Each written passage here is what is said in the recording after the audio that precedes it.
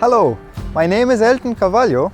I am the BEETROMETER Business Manager at KWS. Today we are going to conduct the factory acceptance test on the BEETROMETER unit at Puch, the manufacturer of this unit. Come along.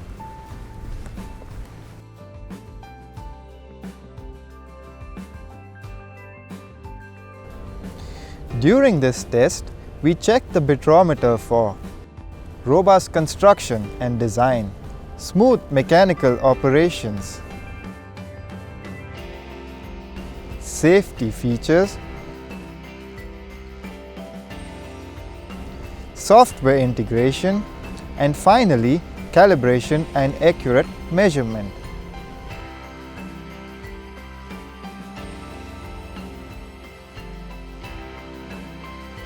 Today's factory acceptance test was successful.